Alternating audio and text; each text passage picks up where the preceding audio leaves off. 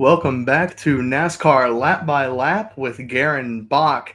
We're going to take a look at the Talladega race weekend, more specifically Sunday's results. Going to then have Bob Pockrass from NASCAR on Fox joining us here shortly, and then going to take a look finally at Texas. I want to go ahead and get right into it. And Talladega race weekend is always an exciting one, and it did not disappoint once again, at least for the track atmosphere. I mean, Talladega Boulevard, parties all night. That's exactly what you're wanting out of the track. But then let's go to the on track results. Cindric gets the win. Ryan Preece, we thought finishes second, gets disqualified alongside Joey Logano. I want to talk about the last couple of laps in their entirety, and I think the best way to start off is calling it a perfect storm. Whenever I was watching it, and those of you who are watching, I'm pretty sure you guys either watch it or watch the highlights. We see that it's two Fords and then two HMS Chevys right behind them, and William Byron and Kyle Larson. The reason why I call it a perfect storm is because neither one of the 24 of the five is wanting to push a Ford ahead. Because, understandably so, it's your manufacturer that you're wanting to win above all else in this sport. If you can't win, and then if your teammate can't win, and then if those two can't win, it's going to be based off of whatever is on the front of your car, either it be a blue oval, a bow tie, or a Toyota logo. And I think over those final couple of laps, that was the problem, is that Byron couldn't get ahead. Byron could not push Cindric out ahead, I believe. No, Ryan could not push Preece out ahead, but Larson was able to give that last push to Cindric because Larson was looking for the better position, and respect him for it. But back to what I was saying about a perfect storm, the issue is that the cars could not find a run. That's what many drivers are saying. We've seen it happen before, to where a driver will try to go out of line, no one will go with them, because a lot of the drivers understand. And now we're at a point where even fans see it from how often we've seen this car on super speedway tracks, that these cars cannot make a run in short little groups. 4 or 5 cars you might be able to, but not whenever it's 2 or 3. And that was the issue for the Talladega race. Fuel saving was the name of the game. And that goes on to what a lot of people thought about the last couple laps as well. I'd say over the last 15 laps for the broadcast, because it went back-to-back commercials. But if you think about how long they were on air without any stoppage for waiting for green flag stops that just seemed to never come, that was an issue that Fox, understandably, they have to make their money. And, you have to meet your deals with your advertisers, and that was the issue. Looking at the manufacturer orders that I mentioned, obviously, most of the times teams pit together. But the thing I wanted to mention was Carson Hocevar pitting from near the back of the pack with the Toyotas and coming out ahead of them. That was a great move. I don't know if anyone specifically asked him about that, but at a certain point in time, at least in this sport, the teams are trying to win. And when I see a car who says screw it, or see a team that says screw it, and I'm just going to go with the best chance of winning I think I have, I think that is perfect for the sport, and it's helping Hocevar grow his fan base and NASCAR grow their fan base as well. We can go ahead and now look at the race results. As I mentioned, Austin Cindric finished up front. Let me put this into a better view for you guys so it'd be a little closer. Austin Cindric finished up front. Kyle Larson and William Byron behind them. Hendrick Motorsports finished 2 and 3 on the day, right behind the Penske Ford. And that's something I want to bring up. I did not have high expectations for Penske this weekend because of how underwhelming they can be at the end of the day, because they just seem to have really bad luck. They can perform very well at the start of these super speedway races, but over the weekend, I did not expect them to do well. Austin Cindric obviously proved me wrong. Joey Logano, if it weren't for the fact that he got disqualified, proved me wrong. But now, off to the side, I see Bob Pockrass has joined us. I want to go ahead and invite him on. Thank you, Bob, for joining. I appreciate you taking your time out of your day. I want to start off and get your overall thoughts about the Talladega race weekend. Well, It's typical Talladega that we've seen the last few years with fuel mileage in the opening stages, and you thought it would be a little bit dicey there on the final stage, but it wasn't meant to be this year. Just rarely do you go the full final stage with no caution, but that's what happened. And unfortunately, drivers didn't want to try to get out of position or make a move because they felt like they would drop too far. So, some would say a disappointing finish. It was still somewhat of an exciting finish, I thought, just because you had two Hendrick cars pushing two Fords, but maybe not the diciness that one might expect. Was there anything that stood out to you in Sunday's race? I mentioned Carson Hocevar going against, and the idea of your manufacturer going with the Toyotas. Was there anything that stood out to you in that type of sense? The only thing that stood out to me was Ross Chastain being able to block the move of the Toyotas as they were trying to come up through the field after their green flag pit stop. And he was very successful in Mm-hmm. blocking them, right? And successful in stopping their run, which is what he's supposed to do. So, it was a little bit of a daring move, but you've seen some daring moves from Ross Chastain before. Well, Bob, I want to now get some insight from you yourself. You've been covering NASCAR now and motorsports in general for a long time. What's one of the more memorable moments you have covering motorsports or NASCAR more specifically in your career? Yeah, I mean, I think there's a couple. Obviously, 2001 when Dale Jr. wins the summer race at Daytona, place where his lost his father months earlier. Yeah, I don't think you can ever imagine the emotion and the scene of that, until you see it, right? And then I would say, when Tony Stewart outlasts Carl Edwards there for the Cup title, and he needs to win that race, and he gets by Carl and wins it after, well, I say probably, I think, being a lap down and needing some help from some rain and some other things to be able to win the title. That was pretty an amazing feat. So, so you've now created a path for yourself to where I would argue that you are now up there as one of the top, if not the top reporter in NASCAR. Is this what you expected when you started your career, or were you just trying to make a way for yourself? I No, certainly didn't expect it, and certainly, uh, I don't know about making a way for myself. I mean, certainly, I wanted to do good things. I wanted to write about things that people were interested in and that people watched, and a lot of people watch NASCAR, so I wanted to write about it. And NASCAR is not the easiest sport to understand. So if you can help Mhm. somebody understand it and decide whether they're going to go to a race or not go to a race, or who they're going to cheer for or who they're going to boo, or whose merchandise they're going to buy and whose merchandise they'll never buy, that's a great thing to be able to have that little bit of input into people's lives. Well, another thing I wanted to bring up about an input into people's lives. On Sundays, you do a tweet up. This is your most recent image from Talladega.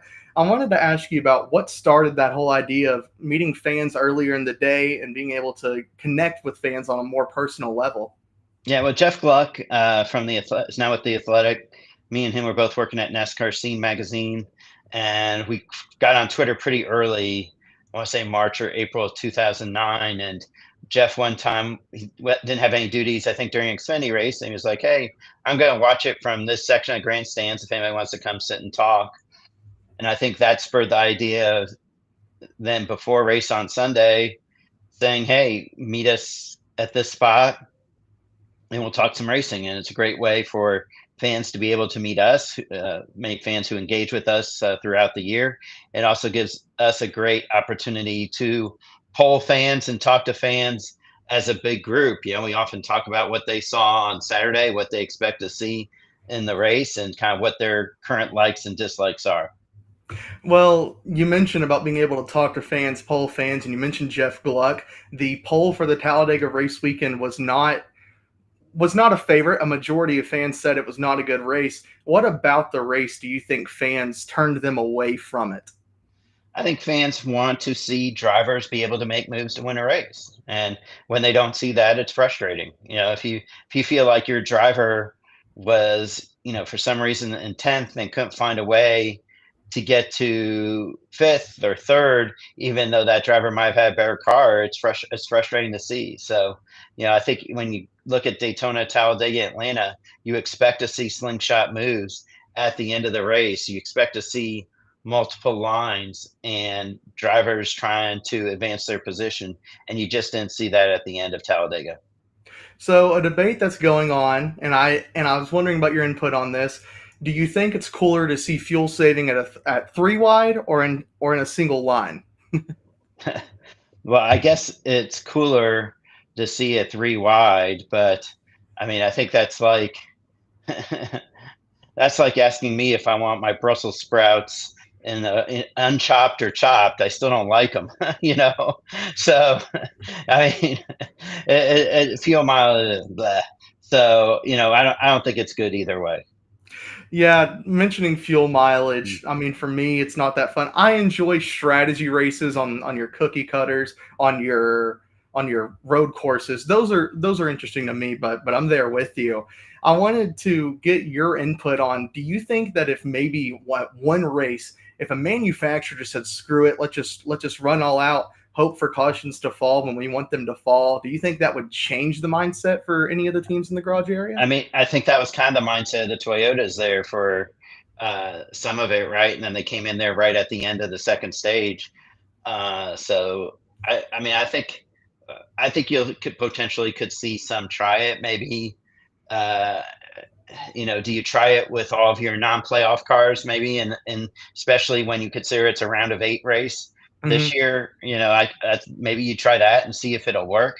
And that way, if it doesn't work, you can't ruin any of your playoff guys' chances. I don't know. It's it's certainly something to look at. But let me tell you, these teams are pretty smart. They know exactly how much fuel they need to use. They know exactly how much throttle they need to be at in order to get the maximum mileage. They have it all scienced out, and so if there's a way to go all out and it makes sense scientifically, I'm sure they'll do it.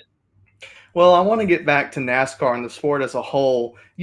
Like I mentioned, you've been in the industry for a while. What is something that you have seen change since you've started until now? Obviously, you've seen NASCAR basically hit that peak and then start to die off. What do you think are a few of those reasons? Oh, well, I mean, we just came from Talladega, and 10 or 15 years ago, if you went to Talladega, you would see every car, or almost every car, have Calvin and Hobbes logos or characters peeing on the logo of another manufacturer, right? On back of all the Fords, they're peeing on a Chevy. On the back of Chevy, they're peeing on the Dodges or the Toyotas or the Fords, and you don't have that really anymore. So the car culture in the United States is not as strong as it is worldwide. Especially when you look at Formula One, Hmm. and so I think that is a challenge for NASCAR. The fact that people are not as they're not there's not as much of an affinity for a certain manufacturer, and then the other thing is that the drivers they race so young at so many different places that they don't create a home base, right? Home there's no home allegiance like you have with a high school athlete or a college athlete who then goes to the pros. So it's very difficult to kind of have, for drivers who are just entering the Cup Series to really have a strong fan base, unless they are someone who maybe had raced dirt and had a strong fan base on dirt and then is coming to the Cup Series. So this season, you've started a new role, also covering IndyCar, since Fox has started broadcasting those. Have you had fun being able to jump from a different series to different series on like just even throughout a month? Have you enjoyed that?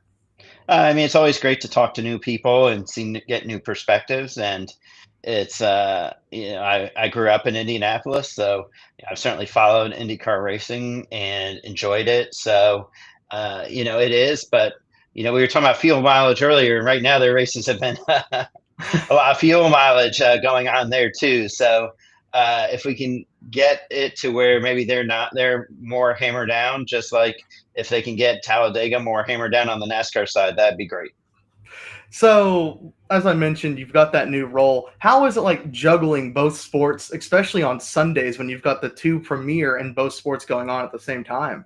Well, I can't be two places at the same time, so I'll you try and monitor one while you're pretty in deep wherever you are at. Good thing this weekend you have Barber on Fox and IndyCar.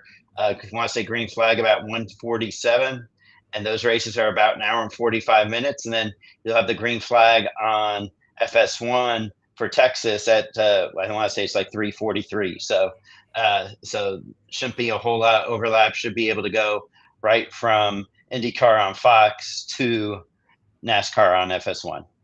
And to go ahead, I'll transition into Texas. The race weekend, obviously, over the past about decade and a half, has lost a lot of support. Would you say that the racing has been a little underwhelming to fans? I would Yeah, I say mean, for it's one. certainly changed. It certainly has changed since they reconfigured the track. It's been a challenge, I think, as the track wears. The drivers, we see the drivers spinning out on some bumps and spinning out on their own, and so I think it has gotten a little bit more, a little bit more unpredictable in recent races. And look, Chase Elliott won last year, so I don't know how much more do fans want, right? Chase Elliott Yeah. was able to win there, and so that's a good thing for many. So, but yeah, it certainly has changed, and it'll be interesting to see how that track continues to change. They keep talking about whether they want to reconfigure it or not, and haven't gotten a sense on whether the those plans are imminent or not. Do you think that the track is in just a bad area for the fan base, or do you think that, like I mentioned, the track's just so underwhelming that they may just have to give it the old Atlanta treatment and just wipe No, it out? well, I hope it's not the old Atlanta treatment, but I just think it's one of those things that has a lot of seats, right? And so during NASCAR's kind of glory days, they were able to fill those seats. But even if it's half full, there's still that still would be a sellout at least probably five, six, seven, eight other tracks. So I think it's one of perception, but it's also one of look, right, everything's bigger in Texas, right? That's what they say, and so when you can't fill how all that bigness, it maybe doesn't look as good as it does at some other places. Well, I know that you always will put out your driver who you think will win. You got it right on the dot with Cindric last week. I don't want to ask you who will win because I know you want to keep that spotlight for yourself on Sundays. But is there any driver or any team you think there is to look out for that might be one that people are sleeping on going into the weekend? Oh, that's a great question. I I don't know. I would say I think if there's a driver people are sleeping on right now, it's probably Ty Gibbs, right? Because he's been coming on here the last 3 or 4 weeks. But just kind of thinking about right now, I would say maybe Chase Briscoe. I could see him having a really good weekend at Texas. He's good at adapting to different things on the track, and we know that that group is typically strong on the intermediates. Well, a driver I had in mind, and I just wanted to get your input on it, if that's okay, was Brad Keselowski. He's got three top tens there. Do you think that this could be a good point for him to maybe start pushing for a playoff, at least on points, or finding a win somewhere? Yeah, I don't think he's got a good shot at points at all unless there's a bunch of penalties coming to about 15 drivers ahead of him. But I mean, here's the thing: like Chris Buescher's been running well, Ryan Preece has been running well. So if Brad Keselowski all of a sudden runs well, that shouldn't be too much of a surprise. I just and you've seen him run well at Texas in the past, but I just don't know. I just don't know if this weekend will be his weekend. Well, Bob, my last question for you is for anyone who's watching that's wanting to break into the NASCAR scene as a journalist or just get into covering NASCAR. What's some advice you have for those people who are thinking about wanting to cover motorsports?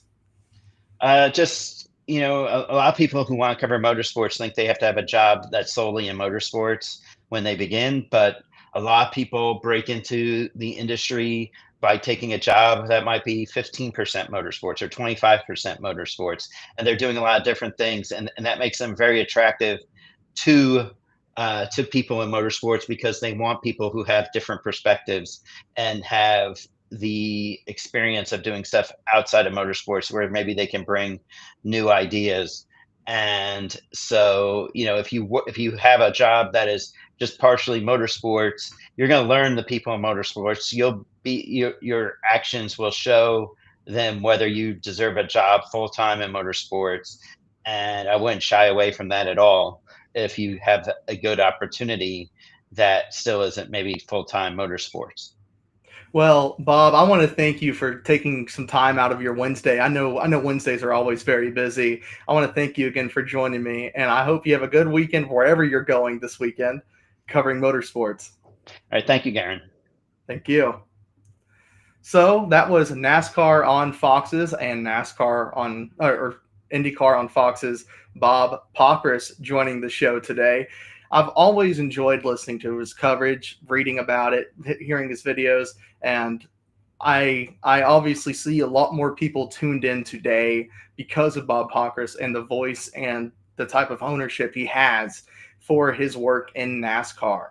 I think that his insights are some of the best insights you can find in the sport, and there's a reason why fans, drivers, and just teams in general love him and will always be rooting for Bob Pockrass, and why the industry will always be cheering on Bob Pockrass. I want to finish off my Talladega recap real quick, then look ahead at Texas with a few bets that I like early in the week, and then I'll close it out. But with Talladega, as Bob mentioned, Kyle Larson 2, William Byron 3. I think overall the racing for teams, there wasn't really anyone that kind of stood out, except for, to me, I've mentioned his name so many times already today, and it was Carson Hocevar. His move of going away from manufacturers and the fact that he finished the day with a sixth place finish. I think that Hocevar is kind of maybe making a name for himself. If his car can stay healthy, if his motor, if his engine can stay healthy, I think Carson Hocevar will be someone who can start claiming, hey, I'm pretty good at these super speedways, or I'll send it. And I mean, if you watch him from his days back in the truck series, if you watch him on streams, he carries that persona with him, and that's why he's becoming a fan favorite for a lot of younger fans. But now I'll go ahead and look at Texas. So as Bob mentioned, Texas underwhelming. As he mentioned, ever since they have reconfigured the track, it's underwhelming. And that's just how it is. And I think it's a terrible look for NASCAR to go from Talladega and then to Texas back to back, at least with how underwhelming Talladega was, with how we all know underwhelming Texas can be. There's a reason why the Hendrick cars seem to be the favorites here, and I feel as if that this will be a pretty no-brainer type of weekend for who do you think will stand out? Well, I guarantee you good money. A Kyle Larson win is at the top of the charts for most every sports book and at the mind of every single fan. I wouldn't be shocked by that. I'm sure you guys would not be shocked by that either. For the drivers I've standing out, I mentioned Brad Keselowski with Bob, and I think this has to be the weekend he breaks out. And as I mentioned, Keselowski, he has the second best average finish at Texas in the next gen. He has 3 top 10s, 1 top 5, and he's averaging a 5.7 average finish. That's not something you do if you're a driver who's heading into a weekend expecting to be someone who's not going to finish near the top of the leaderboard. And I think that Brad Keselowski is someone who will be able to do it. He'll be able to get a good run either alongside Buescher or Ryan Preece, or just by himself. But overall, I think this race weekend will belong to the top names in the sport this season. There's a reason why we went from Talladega. William Byron had the best average finish, and now we're going to Texas, where in the next gen, the 24 team has the best average finish, and a 3.3 average finish at Texas, a win. I think this weekend, I thought Darlington was William Byron's weekend, but I think this weekend will probably be Byron's weekend. I would be willing to put a lot of good money that the Chevys do well here, but let's not forget about Denny Hamlin. Let's not forget about Tyler Reddick. Let's not forget about the 2311 team. Let's not forget about the JGR Toyotas. And I think those are your teams. And it's sad that it's going to be the top teams once again, but this is a track that is as basic as it gets. And that's why I'm necessarily not looking forward to watching it at 4 p.m. on a Sunday, right in the middle of the day. But I do think if this race, if some team can figure something out, we may have a surprising weekend. But just don't get your hopes up. There's a reason why the whole organization in NASCAR, those at Texas Motor Speedway, talk about possibly reconfiguring this track once again, because you can't blame this one on the cars because they do so well at your cookie cutter mile and a halves. It's Texas overall that just produces some stinkers of races, and the one I think of the most was the Ryan Blaney All-Star race a couple of years ago. That one, I remember just praying that it would end at some point. And when they threw that caution, going to the start-finish line at the end of the race, I was just like, great. Just the racing gods do not want this race to end, wanted NASCAR fans in general to suffer, and that's okay. But another driver I think we can mention here is Daniel Suarez. He has 3 top 20s, 2 top 10s. I think overall, Daniel Suarez, he's looking for another run. I mean, think about it this way. Trackhouse Racing has basically fallen off a cliff this season. But if we look at his numbers, he finished 5th last season at the track in April. He finished 8th in September, and then back in September, and then a year from that, September 2022, he finished 12th, and then 2021 finished 5th. This seems to be a track where Suarez does well. Look out for him. Look out for Trackhouse Racing to finally get another great finish, and it not just be based off of the back of Ross Chastain. I'm not going to mention Shane Van Gisbergen. The next time I'll mention him was the next time NASCAR goes to a road course, because he's been, I wouldn't say underperforming this season, because we all kind of knew what he was coming in for this year. But finally, I will close it off with this and a few of my best picks for the weekend when it comes to the value of them. I have an article I released on Sunday mornings last weekend and not do well except for the William Byron picks. but I feel confident in these just because I said that this track can be very, very routine, very underwhelming. So for me, a Brad Keselowski top 10 currently at DraftKings is sitting at plus 150. I think that if you want to go ahead, put whatever you consider your units to be on, I'd go ahead and put a unit on that. I think that is a very valuable pick. I think that is one that you can be very happy with. Another one, Daniel Suarez at plus 180. I think that's great value. I think that's one for a top 10 finish. You would look at on Sunday and go, I'm happy that I did this and listened to Garon. I'm just joking, but I do think it is a very good pick. And then overall, I think a Chase Briscoe top 3 at plus 400 is great. This is someone who did very well before he was in a Toyota. He had 1 top 5 at the track, but 3 top 10s. And I think that now that he is in those Joe Gibbs Racing Toyotas and those Camrys, I think that he will finally get another top 5 at the track.